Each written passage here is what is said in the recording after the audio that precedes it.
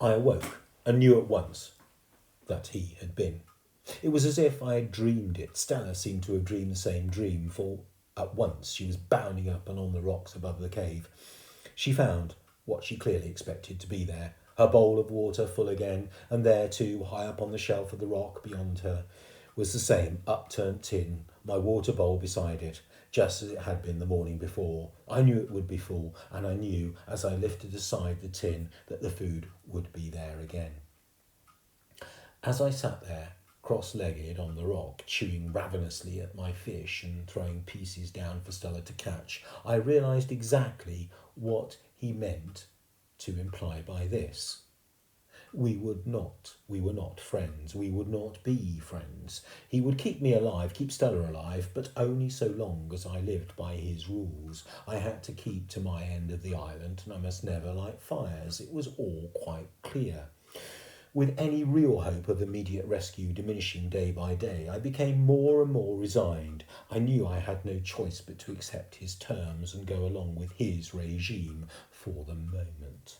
He had now marked out a frontier, a boundary line in the sand from the forest down to the sea on both sides of the island, and he renewed it frequently as often as it needed to be. Stella strayed over it, of course. I couldn't prevent her, but I did not. It wasn't worth it. In spite of the animosity I'd seen in his eyes and the huge knife in his belt, I didn't really think he would ever hurt me. But I was frightened by him, and because of that, and because I had too much to lose, I did not want to confront him.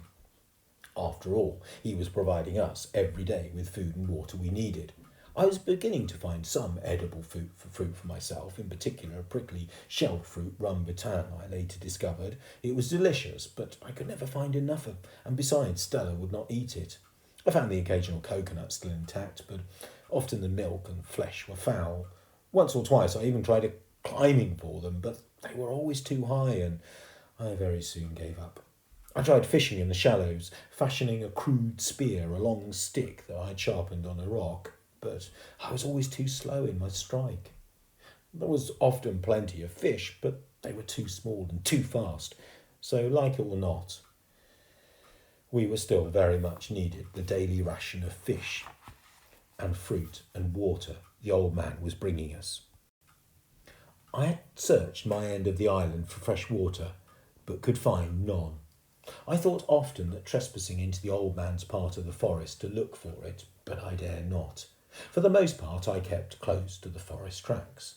It wasn't only the old man's laws, nor the howling of the monkeys, which I came to understand as a warning that prevented me from venturing into his side of the island. It was the orangutan too.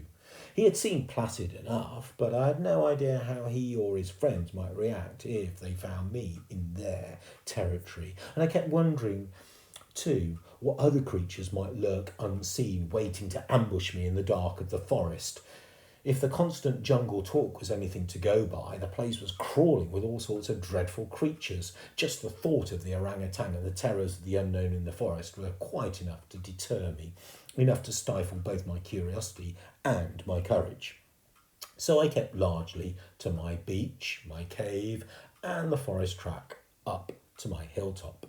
From high up on the hill I did catch distant glimpses of the old man. Often in the mornings I would see him fishing in the shallows, sometimes alone, but often accompanied by a group of orangutans, who sat on the beach and watched him. 14 or 15 of them I counted once. Occasionally he would be carrying one of the young ones on his back. He moved amongst them, it seemed, almost as if he was one of them.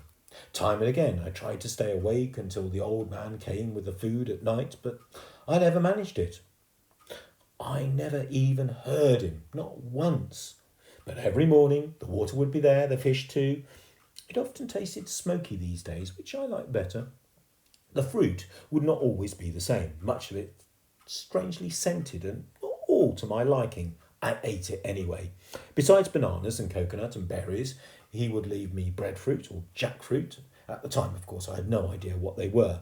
I ate everything, but not so greedily now. I would try to save some of the fruit for an evening meal. But I could never bring myself to save the red bananas. They were just too delicious not to eat all at once.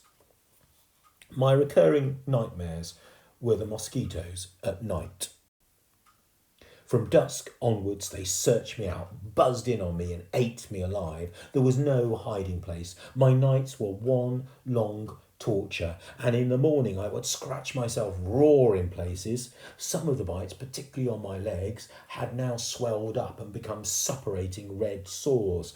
I found relief from them only by dunking myself, often in the cool of the sea. I tried sleeping in another cave, deeper and darker, but it smelled dreadful. Once I discovered it was full of bats. I left at once. Wherever I slept, the mosquitoes found me out soon enough. It got so that I dreaded the coming of every night. I cried out aloud in my misery as I swiped and flailed at them. I longed for the mornings, for the cool of the sea, for the cool of the wind in my hilltop.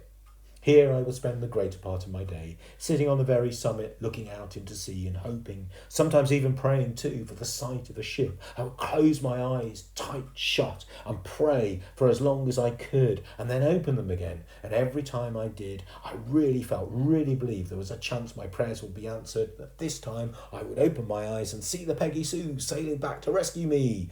But always the great wide ocean was empty, the line to the horizon quite uninterrupted. I was always disappointed, of course, often dejected, but not yet completely despondent. Not in those early days. I had severe problems too with sunburn. I had learned rather late that I should keep all my clothes on all the time, and had made myself a hat to keep the sun off my face and my neck. It was broad and Chinese looking, made of palm leaves, the edges folded into one another. I was quite pleased with my handiwork. Sunburn, I discovered, was a discomfort I could help to prevent and that seawater could soothe. At noon I would go down the hill to shelter in my cave from the burning heat of the afternoon sun, and then afterwards I would go swimming. This was the moment Stella longed for each day. I spent long hours throwing a stick for her. She loved it, and to be truthful, so did I. It was the highlight of our day. We'd stop only when the darkness came down. It always came down surprisingly quickly too, and drove us back once more to our cave, back to my nightly battle with my blood-sucking tormentors. One day, after yet another fruitless morning of watching on the hill, Stella and I were coming out of the forest when I spotted something lying on the sand just outside our cave. At a distance it looked like a piece of driftwood. Stella got there before me and was sniffing it over excitedly.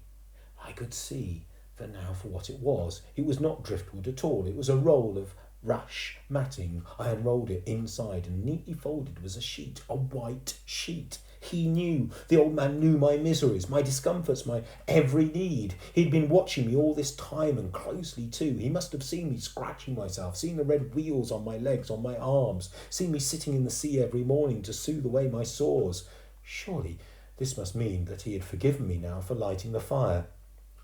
I carried the matting inside the cave, unrolled it, wound myself in the sheet, and just lay there giggling with joy. I could pull the sheet right over my face. Tonight there would be no way in for those cursed mosquitoes. Tonight they would go hungry. I went racing along the beach to the boundary line where I stopped, cut my hands to my mouth and shouted, "Thank you! Thank you for my bed! Thank you! Thank you!" I didn't really expect any answer, and none came. I hoped he might come himself, but he didn't.